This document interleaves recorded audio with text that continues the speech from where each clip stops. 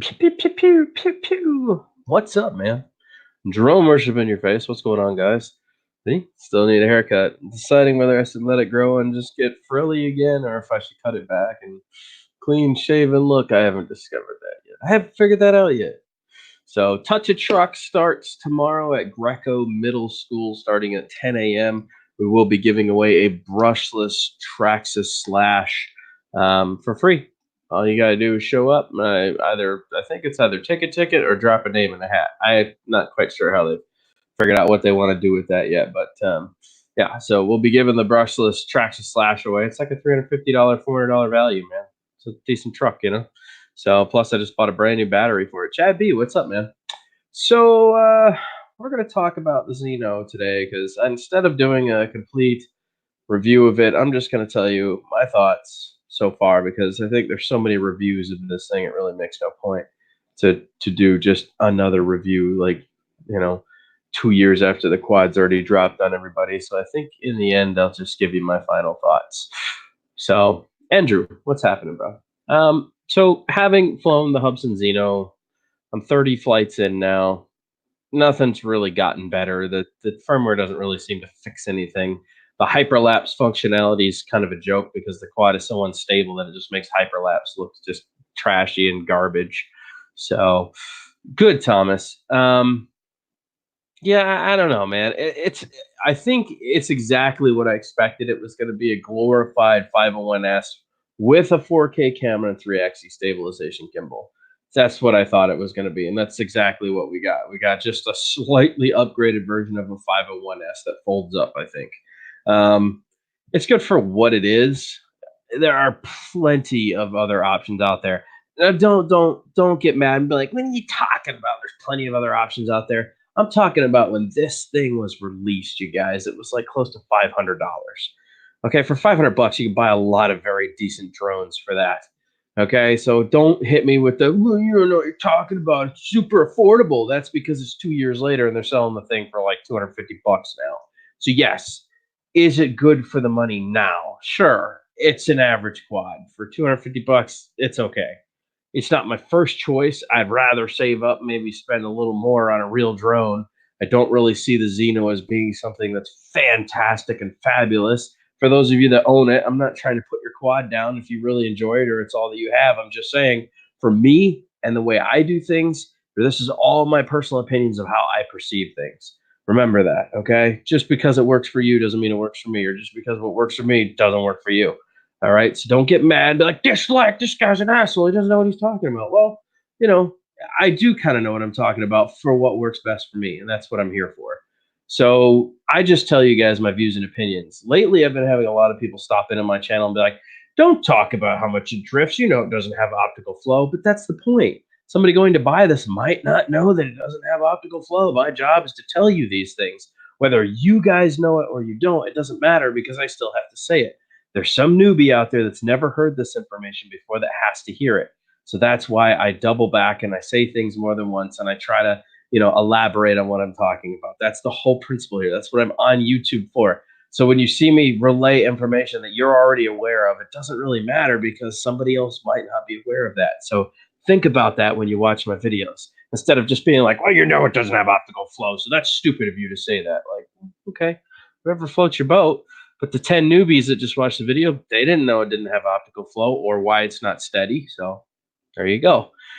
Go into this with a grain of thought, a grain of salt, you guys. This is my views, my opinions, my thoughts. So I think it's okay. It's a mediocre drone. It's not something I have a whole ton of trust in. After flying it a couple times, I really just don't trust the bird, especially when it comes to proximity flying. Getting close to things, man, does it drift? It is horrible. It just drifts all over God's creation. And there's no stopping it. When it starts to drift, it just does whatever it wants to do. Whether that's a bad GPS lock or crappy firmware, it goes. The damn thing just, I don't know, man. Like, it is just super drifty. It just takes off wherever it kind of wants to go. It kind of reminds me of the X Dynamics drone with the bad LiDAR sensor. Like the LiDAR sensor would trip it up and just make it go randomly all over the place. So, the other thing I want you guys to remember is stop commenting, mine works great. I don't know what's wrong with yours. We're talking about a company that's known for 50-50. 50% of the people enjoy their time with Hubsan and the other 50 don't. Whether it's quality control that causes that other 50% not to enjoy it or bad firmware, whatever the case it is, these are why. This is why they're a 50-50 company. Mine just happens to function okay. Some of you guys have ones that function fantastically, and you guys are super happy with your purchase, and it's dead on, and it always goes straight, and it doesn't drift, and it doesn't do these things. Some are just built better than others, I guess. It depends on what factory it left in Textra brands that day, I'm guessing. So, shipped my Zino back, and I received that I received for Christmas. Good for you, Steve. So my Zeno was an upgrade from my 501S. I bought a new data cable and no disconnection since. Nice, Brian.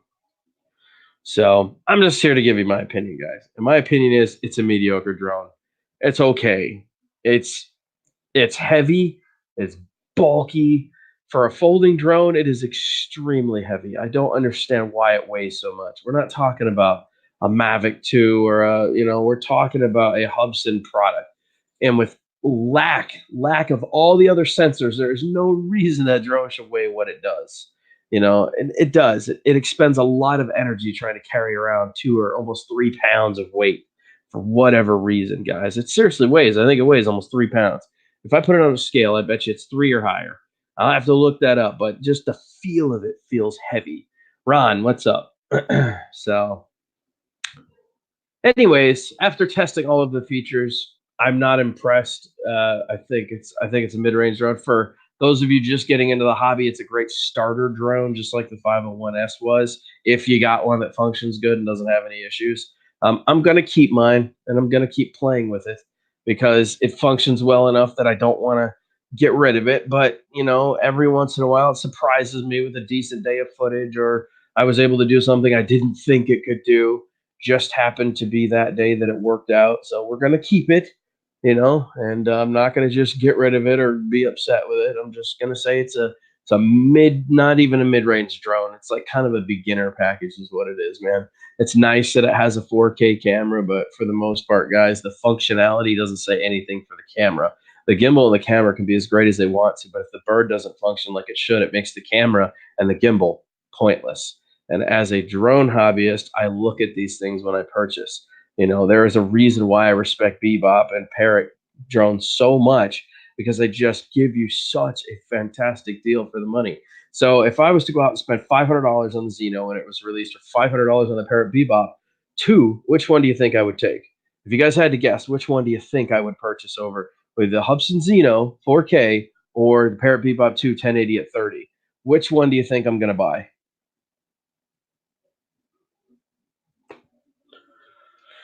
If you said Parrot Bebop 2, you would be correct. And the reason why is because there's 1,000 times more technology in it.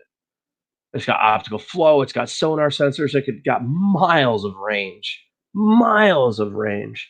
Even the stabilization, the Linux-based 1080 at 30 frames per second stabilization is absolutely fantastic. I would put it against the 1080 any day on the Hubsan. Okay, there's something to be said about how the Bebop 2 functions and works. And if you buy the power battery, it'll fly so long you'll get bored of flying and want to bring it back. Like I have had sessions with the Bebop 2 where I'm just like, oh my gosh, I started this flight, I already got my footage, and I'm still only at like 87% battery chewed up. Now I have to fly this thing around for another 20 minutes just to kill the battery. You know, that to me says a lot. Okay, it is such a fantastic platform. Whereas the Hubsan, for the same price, you get such mediocre features. Like it just doesn't have. I can put my Bebop 2 this far off of the water and slam it in reverse and never once touch the throttle. I don't have to bring it up off the water. I don't have to get worried and think it's going to plow straight back into the water, because the optical flow and the sonar are so good and the GPS is so accurate that it knows exactly how far it is off the water. I have done plenty of shots showing you guys that. I will take it just absolutely right off the water and go backwards as fast as I can. I'll put it in sport mode, just rip at 33 miles an hour backwards, less than, a foot from the water. And I have complete confidence that the Parrot is not going to tank dive into the water. That can't be said about Hubsan, and this is where my trust issue comes in with Hubsan. I can't trust it. If I'm going under a tree, like with the Mavic Mini, and I'm going under the tree, the Hubsan is more likely to be like, oh, barometer confusion, and then fly up into the tree branches, and you have no way to stop it just because the barometer got confused. Whereas I know if I do that with the Parrot or I do that with the anything, the Parrot and Nafi, the Bebop 2, all of them are going to go straight under and where they should go. But that's because they had optical flow and sonar and all the other cool stuff. And this is where the Zino really falls off the map for me. It's a frustrating thing. They could have done so much better. It seems like Hubsan doesn't want to go forward. I've been dealing with this company for 4 years now, and it seems like no matter what, they don't want to move forward progressively as a company. They want to keep using old techniques for updating, old firmware, they're not making adjustments or changes. All they're doing is trying to adapt to stay in it. That's all they're trying to do. They're trying to adapt to stay in the market. Okay, by putting oh man, if we don't put a gimbal on this, we've had so many complaints about not having any drones with gimbals other than the 109, which was a joke, by the way. Anybody who purchased that big H7000 transmitter, I feel bad for you. That was a trash transmitter. So this just the company themselves don't want to move forward. They don't want to do what's necessary to make consumers happy. They are just fine with putting out mediocre beta release drones. Think about it, guys. Every single drone that you get from them is basically a beta release. They're constantly having to do firmware updates. Nothing works correctly when it's released. It just has plagued with problems. Or they put out a firmware update that causes a mass issue across the board. There are probably so many people that would love to sue Textra Brands. And if you guys don't know who Textra Brands is Hubsan. Hubsan is Textra. Hubsan bought under the name of Textra. So the real company that owns Hubsan is Textra Brands. Okay. Anyways, it's half-ass Hubsan. That is an accurate representation of what the company is. Half-ass Hubsan.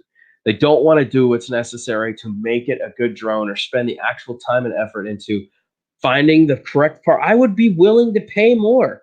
I think most of us would if the company would just put a little more time and effort into creating things like optical flow and sonar pulse sensors and all that kind of stuff that make all the difference with flying and having a fun, decent experience. I would be willing to pay a little bit more for that. And I think the majority of us would too. So if Hubsan sees this, man, I really hope they take some of this into consideration. I hope the Zino 2 is a complete change. I have not watched one video of the Zino 2. I've not watched how to update it. I have watched nothing, none of their releases. I see the release and I go, I'm not going to watch that. I want to see what other people think first. So I don't. I hope they've done what's necessary. I hope they've listened to the consumers because we're the ones buying these products. Hubsan has always seemed to just do whatever they want to. They don't really care about what your thoughts are about their company or how they do things. That's very frustrating. Mike B, what's up? Ryan in the house. Steve is in here. Let me go back. I'm gonna read a few comments here, guys, because I know I've just been going off for a second here. But I'm being real here. Hubsan, it really has nothing to do with biases at this point. It's just irritation of knowing how they are and continuing 4 years later to still see the same thing in the company that I was trying to tell them about from the get-go. Nothing has changed. Their company is still the exact same company it was. It's a confusing hodgepodge of updates and 50,000 firmware packages that they have no control over, that people are just spreading all over the place. You never know if it's the right one for your drone. Just trash. It's a trash way to run a business, and it's really sad that they still haven't figured out a better system for all that, man. So I really hope that they come together as a company. Sam, the CEO, if you watch this, I don't care whether you like me or you don't. We've had our differences in the past. If you watch this, do what's necessary for your company to succeed. Okay? Do what we ask. It's so easy. Just try to conform to what the consumers want. It's not about you. It's about us. It's about what we want. Your job as a company is to give us what we want, not just do things and then be like, here, buy it. It's beta. Good luck. They don't even tell you it's beta. That's what it is. It's beta. Yeah, take it. Good luck. After a year, maybe we'll fix some of the problems it has through firmware. I didn't fix any of mine. It created more, honestly, but it is what it is. Yeah. So, yep, Kiwi. It's good to see you, buddy. If you're still in here, I did see you back there, Mr. Yarker. It's good to see you, bub. Anyways, I just wanted to say that. That's my thoughts, guys. I think it gets excellent range. It really does. It gets decent range. The video quality is pretty good. I've only shot in 1080 at 30 and once in 4K, and both times it's been a pretty sharp camera. It hasn't been too bad. However, when the sun's out, the sensor really gets confused with light versus dark versus light versus dark. That's another issue that it has. It almost prefers cloudy days over sunny days. During cloudy days, it seems to take really superb footage. On sunny days, the light sensor gets totally confused and has no idea what it's doing. So, these are all things that I think the company really needs to put some time and effort into fixing or working on. So it is what it is. That's exactly right, Ryan. It is what it is. Well, we're losing people pretty fast here. Apparently, nobody wanted to hear me rant and rave about my thoughts on the Hubsan. So, anyways, Touch a Truck is tomorrow. I'm not doing a review of the Zino. This is my review. These are my final thoughts. I just don't see the point. It's years later now after the release. There's so many reviews out there. It doesn't matter. But these are my views, my opinions, and my thoughts on the Zino. I'm going to keep it. We're going to keep flying it. It's not horrible enough that I would sell it or get rid of it and get something else. It's a drone I would continue to fly in big open areas. It's not something I would try to do a lot of the other stuff that I do with. But I can consider it what I like to call a toss away drone, meaning if we're going to go out and do something stupid where we may potentially lose a drone, I'll probably take the Zino with me for that footage, just because I wouldn't be sad in the slightest if I lost it.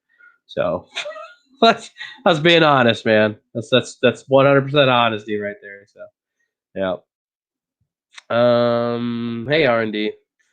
Yeah, the half baked products for us and how I feel when people talk Hubsan. Uh, yeah. So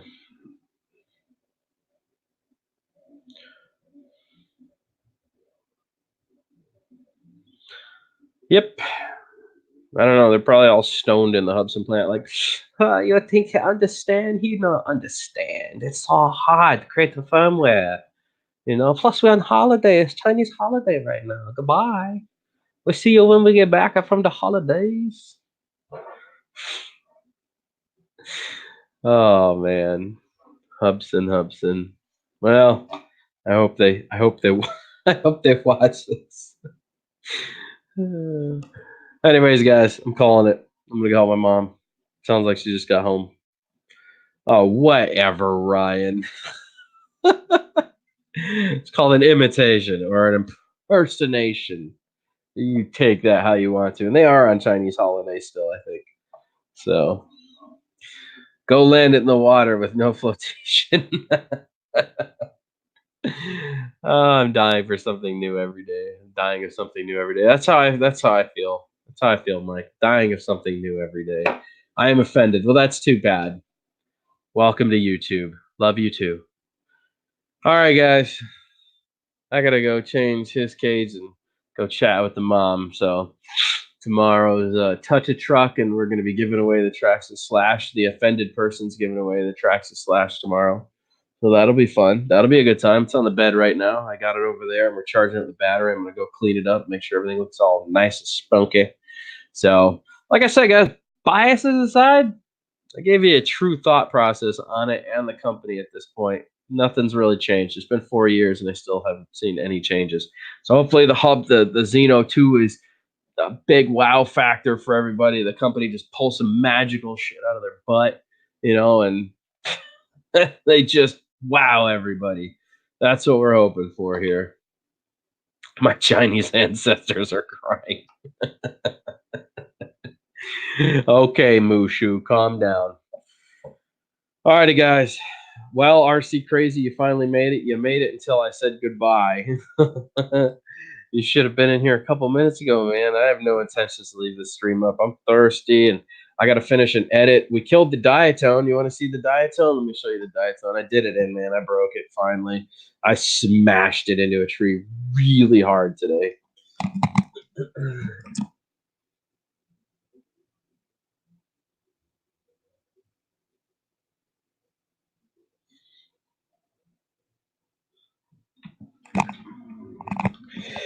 It's toast, dude. I got to get a whole new frame for it. Look at that arm. That arm doesn't look normal. What's wrong with that arm? Yeah, it snapped right where the screws are on the bottom there, man. That motor's toast, dude. I don't know if you can see the break in the carbon fiber. See it now? That splinter right where the screws are. Yeah, dude, that motor is toasty toast. Boom. Hey, dude, it broke the front cowl cup in here where the camera is up here. All this is smashed out. I can push all this out with my finger. This breaks. The camera got shoved back into the main stack pretty hard. And I got a couple plugs that came loose inside of there. So, yeah, dude, it, uh, yeah, it didn't survive. It took a serious beat down today. So, luckily, the camera's still intact. There's a big mark on it, but the plastic shield did exactly what it was supposed to do. So, I'm gonna have to order a new frame for this, and then get some new props and switch everything over to the new setup. Hope for the best. Hope everything still works good. So, yeah, I have that video. I'll probably put that video up today, later on, as soon as I'm done editing.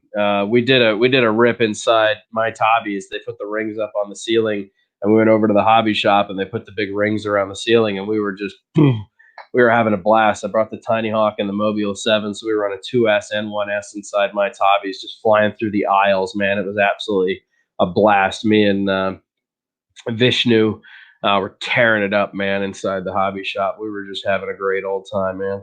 So I'll be putting that video up for the My Hobbies thing after this. But yeah, right after that, I went out into the parking lot where all the destruction for the mall was, and I was flying this around, and I was just starting to get the feel for it, and you know, I got a little ahead of myself and tried to go in between a tree, and I thought I had it just right, so I blipped the throttle and came in really hot, and that's when I realized it was too far to the right and smacked off the tree and spun a bunch and then lodged itself into the fence gate.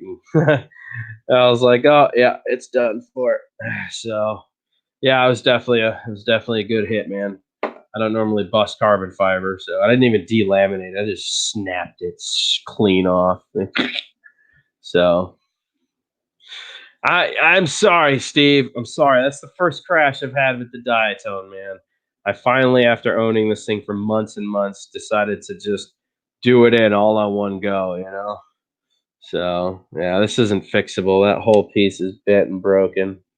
So, unfortunate. I must have hit that thing really hard for that piece to do that, because I can't even grab this with my finger and bend it. So that definitely smacked that thing pretty hard to uproot that motor and the and there.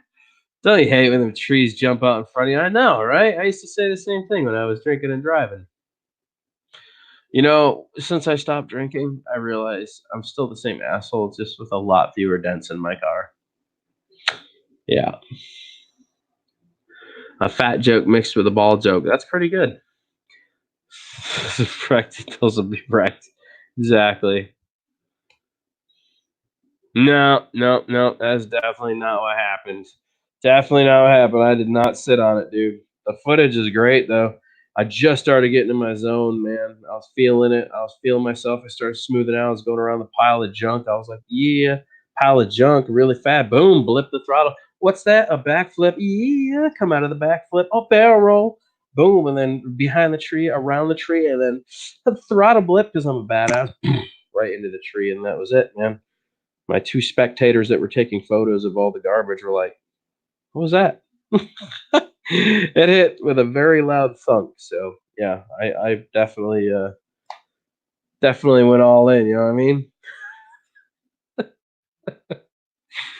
So that's what people tell me. Yeah, man. All right, guys. I do have the crash footage. I'll be putting that up. I was actually working on the edit just before I got on here. So, Dan, we demand instant replays of all your flights like this in the future. Okay, well, we'll see what we can do, man. You you want the storytelling portion of it? You know, has anybody ever seen that surfer dude? He did a video a while ago where they was talking about how he hits the wave. Matter of fact, let's see if I can pull that up. We'll pull that up. I got 18 people in here. We'll pull that up. If you guys have never seen this interview, it's funny. It is an absolute riot. Let me see if I can pull this up here. Surfer. This is so ridiculous. Let's see if I can find the original. Bam! Yeah, boom! I think this is it here.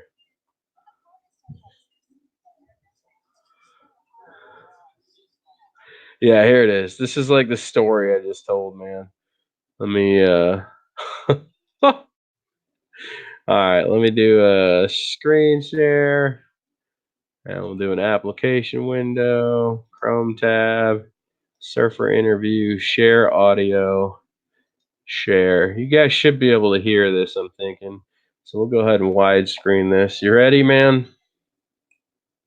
Let's actually blow this up. Oh no. Oh, I can cast. I didn't realize I could cast. All right, so this is full screen. That's ridiculous. Here we go. But the park is still flooded, so you'll see kids out there again. Some of those kids today will be my co-hosts. It's just like, dude, you get the best barrels ever, dude. Just like you pull in and you just get spit right out of them. And you just drop in and just smack the lip, whoop-ah, drop down, snap, ah, and then after that, you just drop in, ride the barrel, and get pitted, so pitted like that. Oh my god, so pitted, man. Just pitted, you know? Yeah, that's pretty much the FPV story I just told. So, good times, man. He speaks broism. He understands. I speak dudism, broism. Oh, it's good to see you there, Brian. That's called the Surfer interview, if anybody was curious. It's the stupidest interview ever. That dude was so lit when he did that interview. So pitted, dude. Oh man.